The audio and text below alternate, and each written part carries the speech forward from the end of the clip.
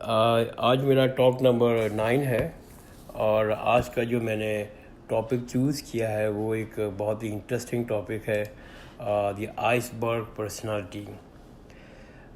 Iceberg personality के बारे में सबसे पहले जो एक साइंटिस्ट ने जो है और फिलोसफर ने इंट्रोड्यूस कराया था, उसका नाम था सिगमंड फ्रॉयड। और ये ऑस्ट्रेलियन न्यूरोलॉजिस्ट था और इसने बहुत सी किताबें लिखी हैं अपने इस टॉपिक को। बाद में ये इसने लिखी थी 1915 में। उसके बाद फिर दूसरे जो फ़िलासफ़र आए, जैसे वाइट बैन जो अमेरिकन फ़िलासफ़र थे, बाद में प्रोफेसर जॉन एंगरलेडर। इन लोगों ने बहुत काम किया इस फ़िलासफ़ी के ऊपर, और इस पर मोर देन 100 फ़िलासफ़र ने अपनी बुक्स लिखी हैं, अपने एनालिसिस किए हैं।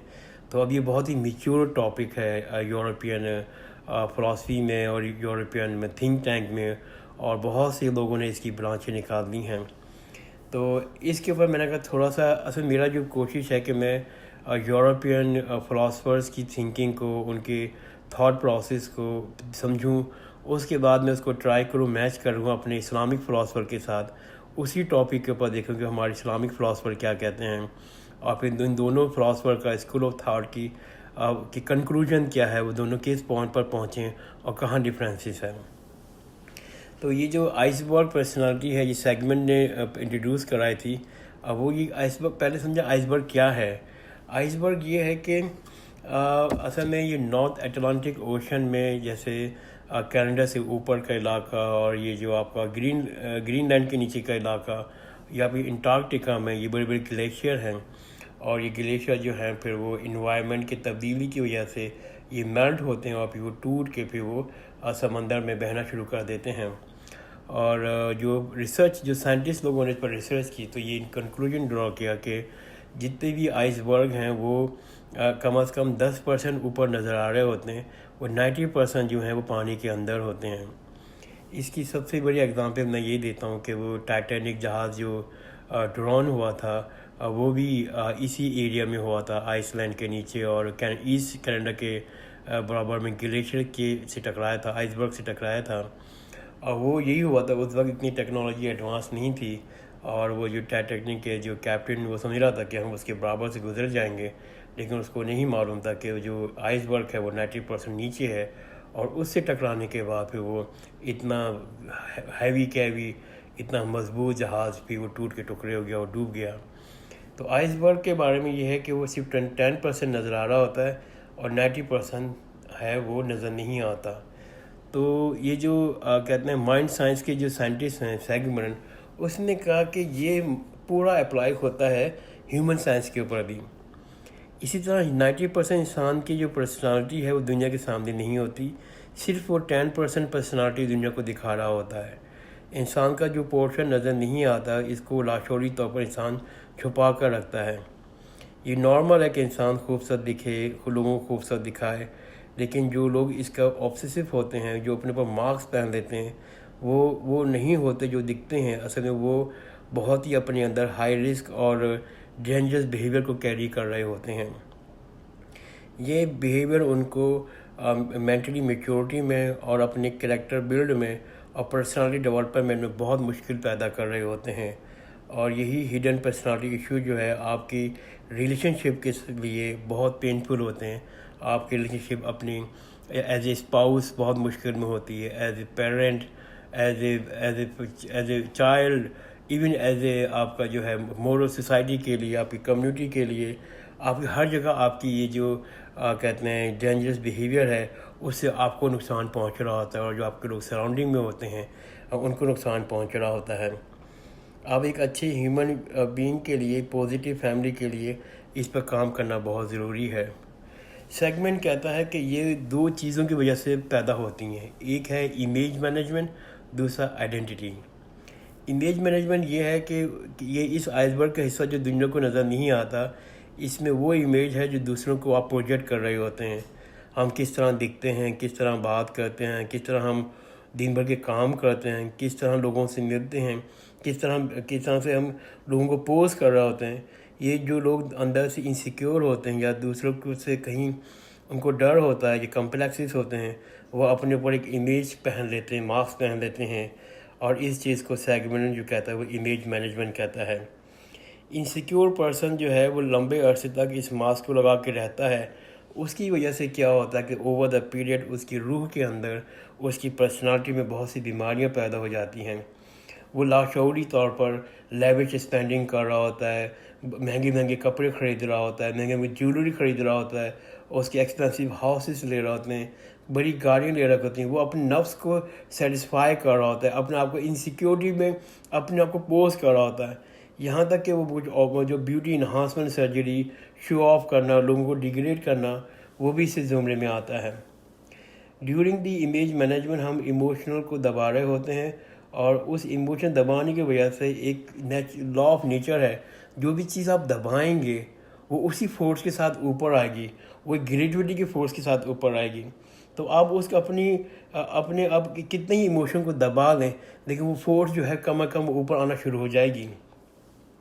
اس پروسیس میں کہ جب اپنی ایموشن کے ساتھ لڑ رہے ہوتے ہیں, اس کو دبا رہے ہوتے ہیں, تو آپ کے اندر جو ہے فیلنگ آف فیئر پیدا ہو جاتی ہے, ڈاؤٹ پیدا ہو جاتا ہے, کنفیوژن پیدا ہو جاتی ہیں, انسیکیورٹی پیدا ہو جاتی ہے, سیلفشنیس, شیم فل ایکسپیرینس ہو جاتے ہیں آپ کو, انسٹنکٹ ایگریشن آ جاتا ہے آپ کے اندر, irrational وشز پیدا ہو جاتی ہیں, آپ کے امورل ارج پیدا ہو جاتی ہے, بغض, کینہ, اور جناب دنیا سے محبت, اور یہ ساری بیماریاں جو ہیں وہ اوور دا پیریڈ آپ کے اندر پیدا ہو جاتی ہیں. اور جتنا میں نے آپ سے کہا کہ ہم لوگ ایموشن کو دبائیں گے, اتنا ہی فورس کے ساتھ جو گریویٹی اس کو اوپر لے کے آئے گی. آپ کتنی ہی کوشش کر رہے ہیں اپنے آپ کو چھپانے کی, اپنے اس پورشن کی, انسین پورشن چھپانے کی, لیکن وہ ایکسپوز ہوں گے, اس لیے کہ انسین جو ایموشن جو ہے, جو گریویٹی کی فورس ہے, وہ اوپر لے کے آئے گی آپ کو, اور آپ اپنی تمام توانائیاں جو اپنی حقیقت کو چھپانے میں لگاتے ہیں, لیکن وہ زیادہ دیر نہیں چھپ پاتی ہیں, اور وہ دنیا کے سامنے ایکسپوز ہو جاتی ہیں. تو یہ بہت بہتر ہے کہ ہم لوگ انٹیگریٹی کے ساتھ ریئل لائف گزاریں اور جھوٹی لائف سے بچیں. انٹیگریٹی کی ڈیفینیشن یہ ہے کہ کوئی آپ کو دیکھ رہا ہو یا نہیں دیکھ رہا ہو, آپ وہ کام کریں جو رائٹ ہے.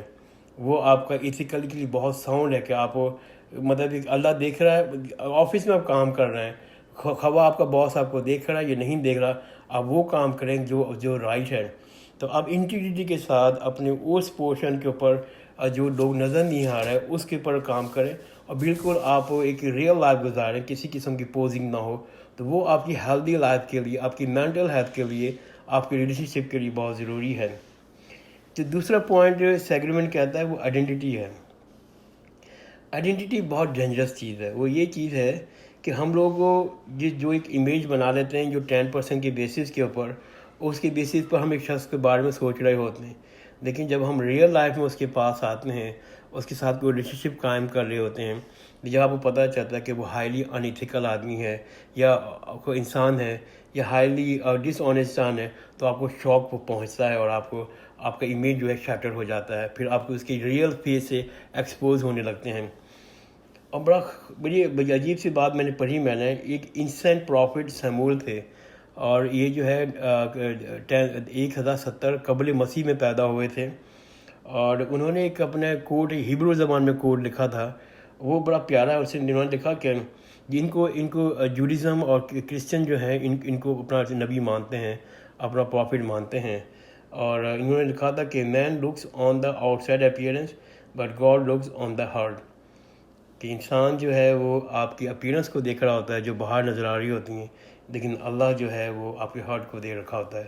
یہ جو پروفٹ ہیں, یہ انسینٹ پروفٹ ہیں, قبل مسیح 170 میں پیدا ہوئے تھے, اور وہی بات کہہ رہے ہیں کہ جو ہمارے پیغمبر حضرت محمد صلی اللہ علیہ وسلم نے اپنے حدیث میں کہی کہ اللہ تعالیٰ آپ کے عمل کو دیکھ رہا ہوتا ہے, اپنے دل کو دیکھ رہا ہوتا ہے. ہم اپنی پرسنالٹی کی میچورٹی کے لیے اور کریکٹر ڈیولپمنٹ کے لیے بہت ضروری ہے کہ ہم 90% والے پورشن پہ کام کریں. جو چیز چھپی ہے دنیا کی نظر سے, لیکن اللہ اس کو جانتا ہے, اس پہ کام کرنے کی ضرورت ہے. یہ کام مشکل ضرور ہے, لیکن آپ کی دنیا اور آخرت کی اور آپ کی ہر رشتے کی سیکیورٹی کے لیے بہت ضروری ہے. سیگمنٹ کہتا ہے جب ہم اپنے انسین پرسنالٹی پہ کام کرتے ہیں تو آپ کو اپنی زندگی میں پیس آئے گا اور خوش لائف گزاریں گے. میری آنکھیں کھل گئیں اس بات پڑھ کے, اس لیے کہ جو سیگمنٹ نے اپنے پوری زندگی کے انالیسس کے بعد, ہزاروں لوگوں کے انٹرویو کے بعد, ان کے لائف پہ کام کرنے کے بعد یہ کہا کہ جب ہم اپنے انسین پورشن پہ کام کریں گے تو ہماری زندگی میں پیس آئے گی. یہی صوفیزم ہے، یہی اسلام ہے کہ ہم جو 10% جو ہمارے دل کے 90% جو ہمارے دل کے اندر ہے، اس پہ کام کرنے کی ضرورت ہے. اس پہ یہی امام غزالی کی فلاسفی ہے کہ پیوریفیکیشن ہارٹ کے اوپر، کہ جو آپ کی دل کی بیماریاں ہیں جس میں آپ کا وہ غصہ ہے اور جو خواہش ہے، اس خواہش کے اندر ہر قسم کی خواہش ہو سکتی ہے، خوبصورت دکھنے کی خواہش، مال کی خواہش، دنیا کی خواہش، حسد کی خواہش، جو بھی دل کی بیماریاں ہیں، اگر آپ اس کو صاف کریں گے اوور دا پیریڈ تو آپ کی زندگی میں سکون آئے گا اور آپ کے اندر وہ بلیسنگ اترے گی جو اللہ تعالیٰ آپ کو کرم دے گا.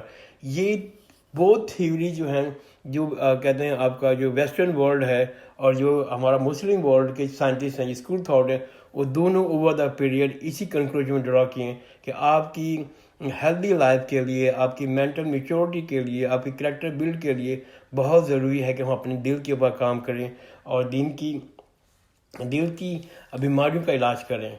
آگے سیگمنٹ کہتا ہے کہ انٹیگریٹی سب کا زیادہ بینیفٹ یہ ہے کہ ہم اس فلاسفی پہ فالو کر رہے ہوتے ہیں کہ what you see is what you get. It is the surface of the iceberg make the deepest part of the still under the surface. وہ یہ کہتا ہے کہ اگر آپ کا جو آپ کی وہ آئس برگ ہے، وہ اوپر والا پیک ہے اور جو نیچے والا پیک اگر ایک میچ ہو جائیں، مطلب اس میں کسی قسم کا کوئی آپ کا کوئی دکھاوا نہیں ہے اور آپ کی پرسنالٹی ثابت ہے، پھر آپ کی زندگی میں پیس اترے گا اور آپ کا کہتے ہیں سکون زندگی میں آئے گا. اور یہ سیمول کہتا ہے کہ یہاں پر کوئی شارٹ کٹ نہیں ہے، اس کے لیے بہت محنت کرنے کی ضرورت ہے اور یہی جو ہے وہ آپ کا زندگی، وہ کہتا ہے کہ سکسیزفل لائف کے ضروری ہے.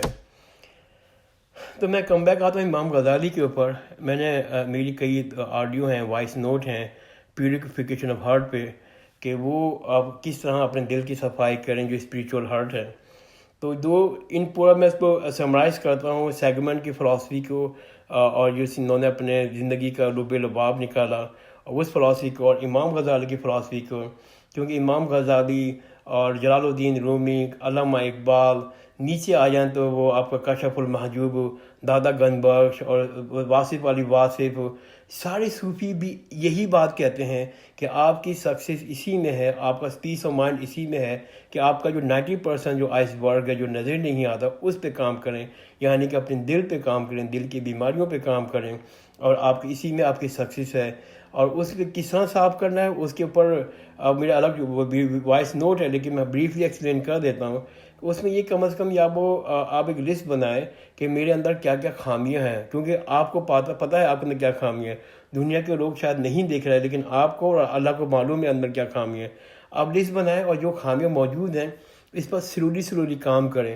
مثال کے طور پر ایک میں مثال دیتا ہوں کہ آپ کا اندر غصہ بہت ہے یا اینگر مینیج، تو آپ کے بہت سی گوگلس میں آپ کہتے ہیں فری ویڈیو اویلیبل ہیں کہ کس طرح سے آپ اینگر مینجمنٹ پہ کام کریں، کس طرح سے آپ اس چیز کو ریکور کرنے کی کوشش کریں.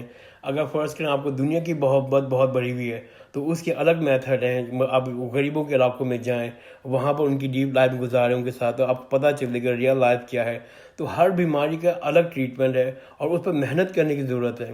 اور امام غزالی کہتا ہے کہ آپ اس وقت تک محنت کرتے رہیں جب تک آپ کو اس میں مزہ نہ آنے لگے. مثال کے طور پر اگر آپ کنجوس ہیں، اگر آپ کے پاس اللہ کی راہ میں پیسے نکالنے میں تکلیف ہوتی ہے تو آپ اس وقت تک نکالتے رہیں جب تک آپ کو مزہ نہیں آنے لگے.